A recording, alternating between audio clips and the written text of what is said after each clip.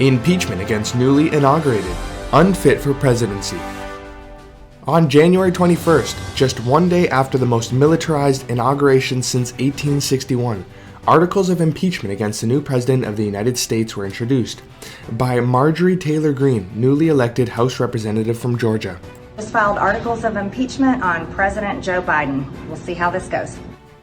The articles of impeachment concern Joe Biden's alleged actions involving a quid pro quo deal in Ukraine, an alleged abuse of power by allowing his son Hunter Biden to siphon off cash from America's greatest enemies, Russia and China, Greene's office announced in a statement. I would like to announce on behalf of the American people, we have to make sure that our leaders are held accountable. We cannot have a president of the United States that is willing to abuse the power of the office of the presidency and be easily bought off by foreign governments, foreign Chinese energy companies, Ukrainian energy companies. President Joe Biden is unfit to hold the office of the presidency, Greene said in a statement. His pattern of abuse of power as President Obama's vice president is lengthy and disturbing. President Biden has demonstrated that he will do whatever it takes to bail out his son Hunter and line his family's pockets with cash from corrupt foreign energy companies. She added, President Biden is even on tape admitting to a quid pro quo with the Ukrainian government, threatening to withhold $1 billion in foreign aid if they did not do his bidding. President Biden residing in the White House is a threat to national security, and he must be immediately impeached. In 2016, the then Vice President Joe Biden had threatened to withhold $1 billion in aid from Ukraine unless then President Petro Poroshenko fired Viktor Shokin. I mean that there is a new government and a new prosecutor general. I am prepared to do a public signing of the commitment for the $1 billion. Congratulations on installing the new prosecutor general. It's going to be critical for him to work quickly to repair the damage Shokin did. And I'm a man of my word. And that now that the new prosecutor general is in place, we're ready to move forward in signing that new $1 billion loan guarantee. The then Prosecutor General of Ukraine, Shokin at the time was investigating Burisma, an energy company in Ukraine. Hunter Biden was a board member from 2014 to at least 2018 for Burisma, but critics have suggested Hunter was not doing actual work in return for his substantial income. In a 2018 speech at an event for the publication Foreign Affairs, Joe Biden actually bragged about his role in having the prosecutor fired. I remember going over convincing our team, or others, to convincing us that we should be providing for loan guarantees. And I went over, I guess, the 12th, 13th time to Kyiv, and I was supposed to announce that there was another $1 billion loan guarantee. And I had gotten a commitment from Poroshenko and from Yatsenyuk that they would take action against the state prosecutor, and they didn't. So they said they were walking out to the press conference. I said, no, I said, we're not going to give you the $1 billion. They said, you have no authority. You're not the president. The president said. I said, call him. I said, I'm telling you, you're not getting the $1 billion. I said, you're not getting the $1 billion. I'm going to be leaving here. And I think it was, 6 hours? I said, I'm leaving in 6 hours.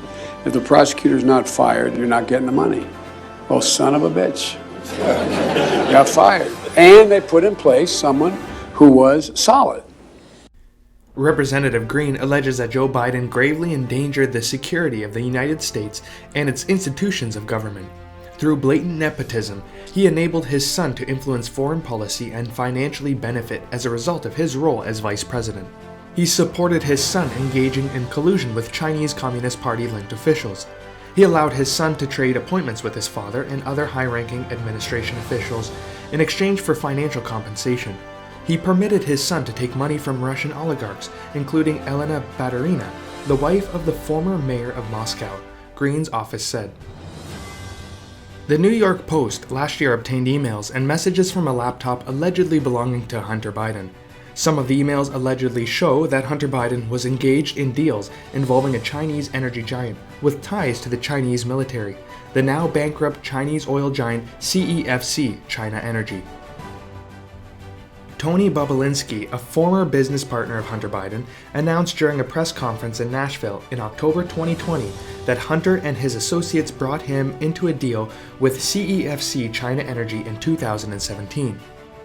I'm making this statement to set the record straight about the involvement of the Biden family, Vice President Biden, his brother Jim Biden, and his son Hunter Biden in dealings with the Chinese. I have heard Joe Biden say that he's never discussed business with Hunter. That is false. I have firsthand knowledge about this because I directly dealt with the Biden family, including Joe Biden. I have also heard that Vice President Biden said on Tuesday that Senator Ron Johnson, the chair of the Senate Homeland Security Committee, should be ashamed for suggesting that Biden family sought to profit from their name.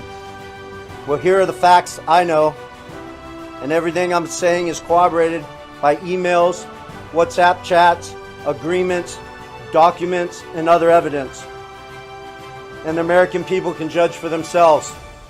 I brought, for record, 3 phones that spanned the years 2015 through 2018.